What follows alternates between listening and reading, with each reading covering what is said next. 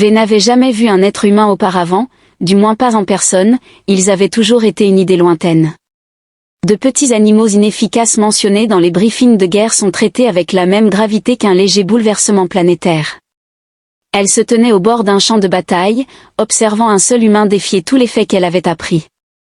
L'odeur de métal brûlé et de terre calcinée imprégnait l'air, une signature de la méthode habituelle du Dominion pour la soumission planétaire. Le ciel au-dessus était zébré de traînées de plasma de feu d'énergie, taillant des rubans néons à travers l'obscurité. Au mieux, ils étaient considérés comme une nuisance, au pire, ils étaient un obstacle temporaire. L'humain avait été immobilisé pendant presque 10 minutes, ce qui semblait une éternité selon les normes de combat, car il manquait d'un bouclier énergétique, de mise à niveau cybernétique et de déplacement quantique. La victoire était toujours inévitable jusqu'à ce qu'elle ne le soit plus.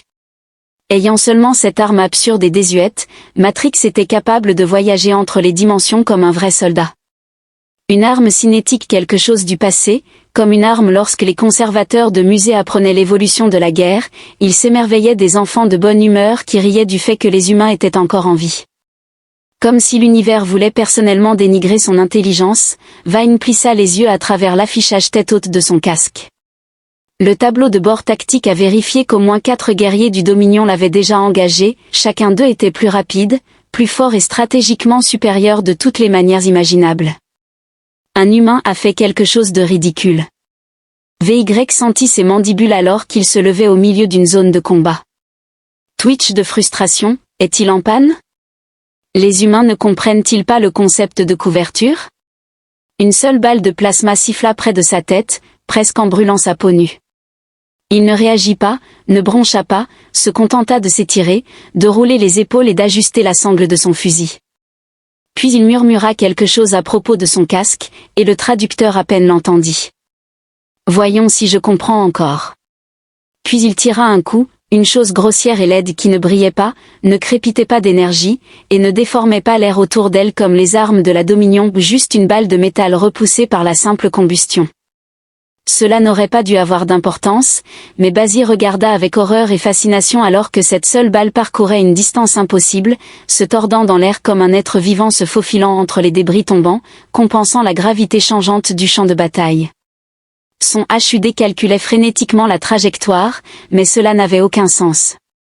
Aucune IA prédictive ni aucun système de ciblage mécanique n'aurait pu effectuer de tels ajustements en microsecondes aussi rapidement avant que la balle ne le frappe.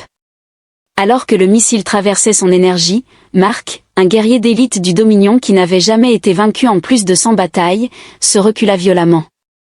Avant qu'il ne puisse même comprendre ce qui s'était passé, il s'effondra alors que le contact envoyait une onde de choc à travers son armure, désactivant ses amortisseurs internes. Le bouclier était comme du papier. Pour la première fois depuis des années, il y avait le silence sur le champ de bataille.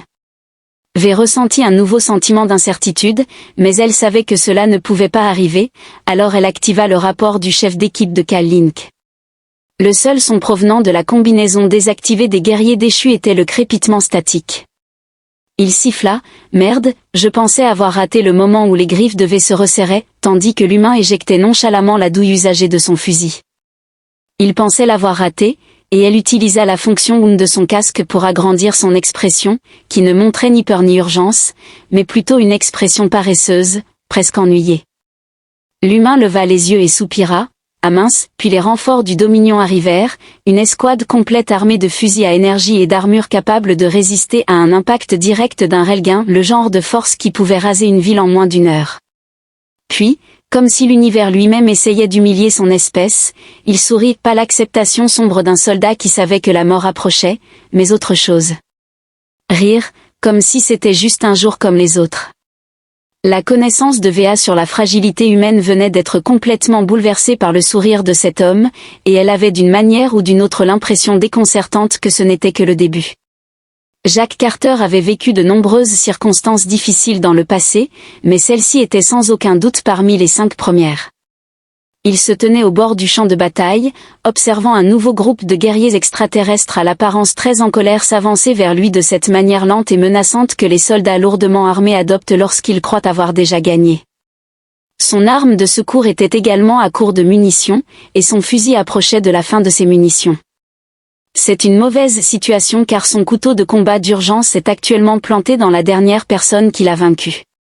Le capitaine VY l'observait attentivement tandis que Jacques soupirait profondément et se frottait la nuque. Ça va être nul sur tout le terrain, dit-il. Elle était encore sous le choc de ce qu'elle venait de voir. Un humain, une espèce considérée comme trop faible, lente et primitive, avait vaincu l'un des meilleurs guerriers du Dominion en utilisant seulement un vieux fusil et ce qui semblait être de la pure arrogance, et maintenant il souriait à une escouade d'élite du Dominion lourdement armée. Bien joué, mon pote. VY cligna des yeux alors que les autres élites du Dominion marquaient une pause. L'humain n'avait aucune amélioration d'armure, aucun bouclier, et aucune arme, mais en moins de 5 secondes, il avait dégradé l'un des leurs, Jacques, en craquant ses knuckles. L'un des élites craqua et se précipita en avant avec une lame de plasma qui s'illumina dans un arc brillant d'énergie bleue. Il frappa la taille de Jacques, une entaille qui aurait dû couper l'humain en deux, mais au lieu de cela, il fit quelque chose de pire, attrapant le poignet de l'extraterrestre en plein mouvement. L'esprit de Vessambala, qui est le prochain ? Les humains ne bougent pas comme ça, elle avait étudié leur physiologie et avait déterminé qu'ils étaient trop lents et fragiles. Jacques se tourna pour faire face aux autres guerriers et dit, « Écoutez, les gars, je sais que vous essayez tous très fort, mais peut-être que vous voudriez abandonner avant que les choses ne deviennent embarrassantes pour le chef de l'équipe du Dominion. » Jacques a utilisé le levier et son poids corporel pour rediriger l'élan de l'élite, et l'élite a volé par-dessus sa propre lame, s'écrasant dans la terre. Jacques sourit, « Je ne sais pas mec, j'ai l'impression d'être au moins un petit quelque chose alors. » Furieux, humilié, il laissa échapper un grognement guttural, « Tu n'es rien. » L'humain avait peu de chance lorsque le commandant de l'escouade leva son bras et activa le pouls gravitationnel de sa combinaison, remplissant l'air d'un bourdonnement aigu. Jacques fut soulevé de ses pieds et projeté en arrière à travers le champ de bataille par l'impulsion, qui le frappa comme un météore. Il frappa le sol violemment et roula plusieurs fois avant de s'écraser contre un morceau d'épave. Bast serra les mâchoires, mais c'était sûrement fini, la poussière se posa. Jacques soupira, ses mots étouffés, puis il se redressa.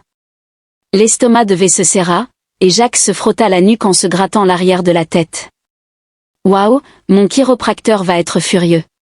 Le chef d'équipe fixa. Jacques se leva, et tout le champ de bataille tomba silencieux avant qu'il ne sourît. D'accord, maintenant c'était mon tour.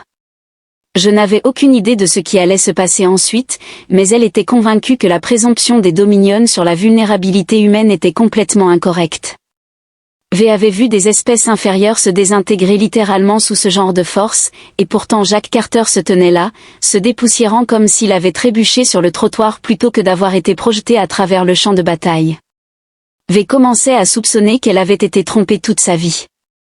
L'humain était toujours debout après une impulsion gravitationnelle qui était anormale et pas comme les choses étaient censées se passer. L'escouade du Dominion, qui s'était déplacée avec l'assurance certaine de guerriers aguerris quelques instants auparavant, était maintenant appréhensive.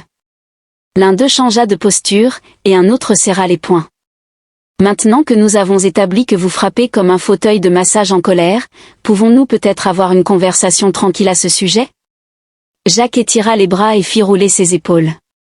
Avant que son chef d'équipe ne puisse réagir, Jacques passa de se tenir dans les décombres à être à l'intérieur de leur formation en tant que premier guerrier du Dominion. Jacques soupira, il ne le pensait pas, et V ne pouvait pas croire qu'il n'avait pas du tout peur. Au lieu de cela, il s'amusait, et cela l'énervait plus que tout le reste. Quand le deuxième élite s'élança trop lentement, Jacques Sid fit un pas, fit trébucher l'alien en plein mouvement, et le laissa tomber sur son propre coéquipier. À peine avait-il eu le temps de réagir avant que Jacques ne frappe son casque d'un point par un coup sauvage, mais une frappe ciblée juste là où les amortisseurs cinétiques de l'armure étaient les plus faibles. L'impact fit reculer le guerrier, étourdi.